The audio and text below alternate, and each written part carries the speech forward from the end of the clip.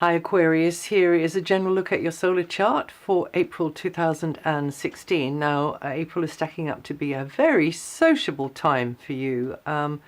There is going to be a new moon in a very sociable area of your sun sign chart, and that'll open up a new chapter maybe with your associations, your contacts, your friends, new friends, old friends. And in general, there's a progressive vibe as well. However, and this is for these aspects, of course, cover the whole globe. There is a certain amount of uncertainty around. But for you, there's this extra special sort of sociable feeling, maybe new things happening, changes happening, which and being in situations or with people that aren't your normal run-of-the-mill lot, but not going to be boring, I don't think, at all. So anyway, until the 12th, there's some shifting around going on, because that's a Uranus and Pluto going over the degree of the Sun, the transiting Sun, and there can be an element of surprise there. Again, in this area to do with who you're rubbing shoulders with and what opinions they hold maybe as well, you know, what their knowledge base is, what their perspective is. And then we have this new moon. That's going to be in Aries on the 7th of April and conjuncting Uranus, your ruling planet, also going across the degree of Pluto, and with a really solid supportive ray of light coming in from Saturn as well. Now, a new moon will unpackage itself over the subsequent month from the April the 7th. And so this is an interesting energy of change, a renewal, setting new stuff up if it's not being renewed, tweaked. So remember to be flexible and adaptable and go with the flow. Don't be hasty, too precipitate with your words or your actions. That should go well for you. Don't trip over your own shoelaces, and don't trip over any. Don't try and be, you know, superwoman or superman. Just be warts and all human. That will do nicely. And you have to be diligent, though, because you are within this progressive phase. For some it'll feel like it, for some it won't, but it looks like on the weather report it is.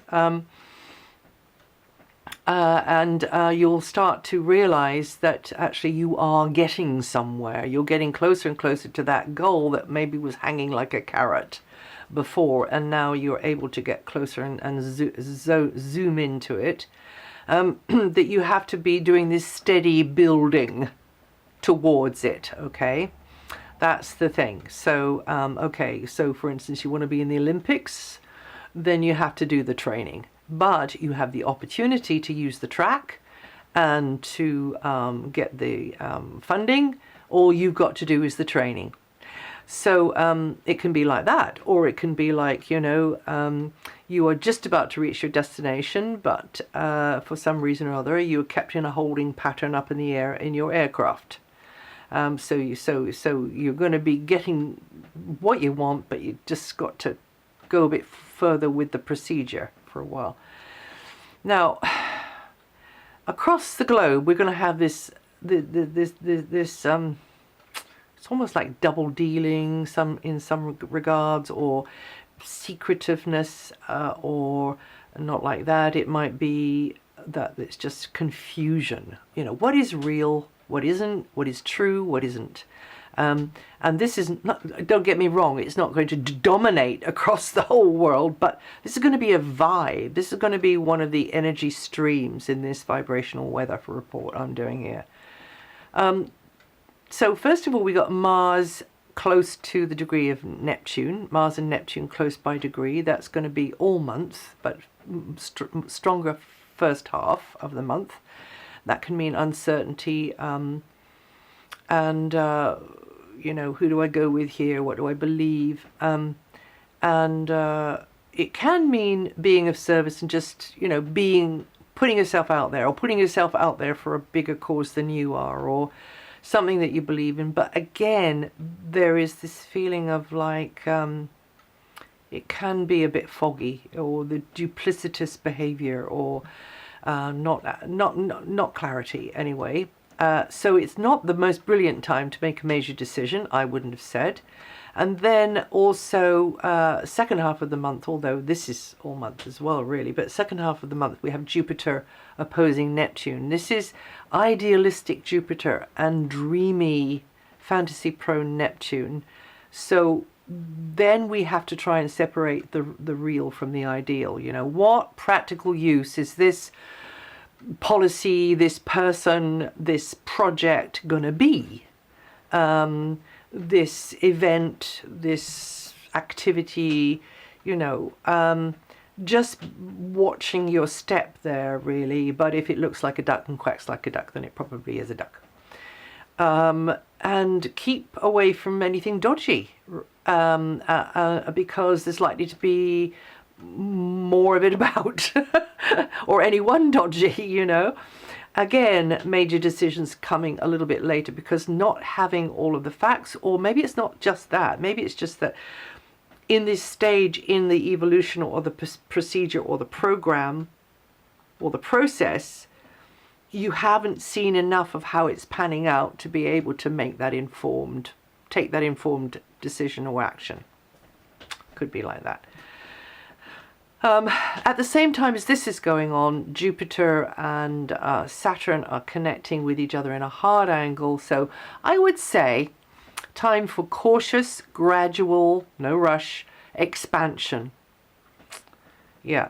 So you can, within the limits of what you've got, you know, going on, or within the rules, or within the remit, or within the mood or the physical state or whatever it is, you can find freedom, and you can learn and grow, and you can grow and learn an awful lot.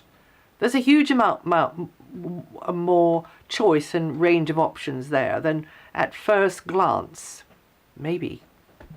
But that's the idea of Jupiter Saturn, really. Well, according to, you know, where I'm coming from. That's the thing about the internet with all the astrologers, because they've all got their different takes on things.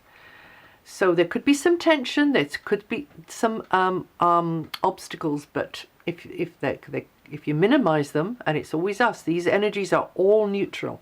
They're all neutral. It's us that, you know, that programs them with our opinions, our reactions, our judgments, whatever, but they are. So if you say, okay, that's minimal, because I actually feel as though I am positioned well here, and I will just keep doing the building, doing the rooting in until I get, you know, a bit like a hunter tracking. You just got to get the idea, or maybe it's not a hunter, maybe it's a photographer, you know, wildlife photographer. They spend the patience, and you have to be patient. You have to be patient until you get the shot. You get, like, you know, the photographic picture or the video. Okay, so that's me trying to give examples, but you get the idea. And then we have transiting Pluto, Uranus, and Venus all crossing each other's degree in the last week, 10 days. So that is deeper feelings being touched, being swayed, being moved. Can be sizzly for some of you. With some of you, it's different. For some of you, you're just more emotionally connected, emotionally involved. You see something that really does make you think, that is the bending end, or that is amazingly beautiful, or whatever it is, okay? And but overall, I would say it's a progressive phase in relationships. There can be just a few ups and downs there, and maybe changeable conditions affecting, you know, certain relationships or certain people that you're in relationship with. It can be a little bit like that. And it can be altogether a good thing. It doesn't have to be a nasty thing at all. Now then, we have A lot of emphasis in this sociable, busy, connecting, meeting, greeting area. Paperwork maybe, a lot to get your head around. And then from the 6th, Mercury moves out of there, taking away some of that emphasis and goes into the root of your chart. So there you're having conversations about location, HQ, home, place on the map. Maybe it's not like that. Maybe it's interior decor. Maybe it's buying, selling, renting, leasing. Maybe it's nothing to do with that. Maybe it's to do with family. Maybe it's to do with neighborhood. Maybe it's to do with extended family, tribe, community, or whatever it is. Parents, harking back to the past, something to do with the past, coming into the present. So you may be on the move more, or you could be feeling more sensitive. That's from the 6th onwards. And then we have Venus starting off the month until the 6th, over March. Venus has been in the area concerning money, property. Not a bad position, really, for Venus. Goodies more likely to come in the pipeline. You getting a bargain or two. And overall, you could do okay in financial negotiations. Also, maybe feeling as though the load is being shared, because everywhere Venus goes, she likes to share. She's a share bear. Did I just make that up? I think I did. And in general, Venus tends to ease things materially. But they always work both ways. You could be putting your hand in your pocket just that little bit more, and paying out a little bit more, but just just your choice, really. And then Venus moves on the 6th and goes into a very sociable sector of your solar chart. This mixing and mingling, meeting and greeting. It's very friendly. It's very warm. You could have more access to entertainment or even exotic things that you could see or be involved in a social kind of context, more exchanges with others who appreciate what you say or your style. You can be very persuasive that actually this is the time that you could also get yourself a bargain, or just pour oil over troubled waters or whatever. Also, there's likely to be somebody around helping you, sharing the load with anything to do with education, communications, travel, transport, and just bringing warm, supportive relations, particularly with siblings, I have to say. This one works, or soul brothers and sisters. Now, Mars is transiting a very future-orientated and sociable area of your solar chart. You'll tend to be the initiator with projects or have a lot on your plate because of the group, the hive mind, the organization, the company, anywhere where people are sort of attracted to gather together or indeed work together, and kind of all have a particular interest in common. So, because you've got Mars here, and it's in a good angle for you, this position of Mars, due to certain others, life just becomes more demanding or thoroughly just irritating. At times, because Mars is that, it's kind of likes friction, likes that sort of irascible kind of, even pugnacious sort of energy of Mars. But because Mars is in such a friendly angle to your Sun, at least we're talking about your Sun here, we would not going into where the other planets, how the other planets might be reacting, but the Sun. Then in general, this is a progressive phase. This is a time when you can inch your way nearer and nearer and nearer and nearer, cultivating your way through people, through not who you know, but not what you know, but who you know, and getting towards that goal and feeling as though you are on your way. It's definitely time to get the ball rolling with Mars here. And Mars is going to be there for quite a long time, until the end of May. Saturn is now in a helpful angle to your Sun sign as well. This is you cherry picking, cultivating your way to success in the hierarchy, finding your place in the pecking order, finding your level like water does, but steady as you go forwards. There's no rush. Saturn's going to be there until late 2017. Mars coming in to join Saturn at the moment is really revving things up in that area and giving a sort of little flurry of activity. This will be clubs and groups and societies as well, not just where you work, by the way. So you Aquarians born the 3rd to the 6th of February, or with 14 to 17 degrees rising, are going to feel this energy the most this month.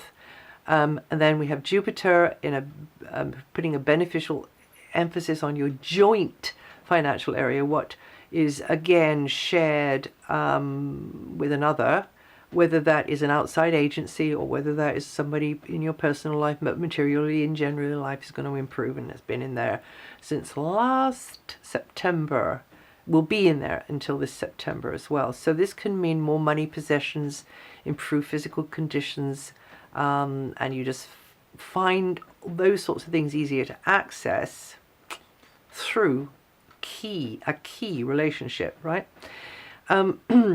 So a different setup going on there. Aquarians born the 1st to the 5th of February, or with 12 to 16 degrees rising, going to feel that energy the most, and that's it for April. This material is written up on DianaGarland.com, the bones of it anyway, and if you know your rising sign or your moon sign, listen to those, and I'll see you the next time.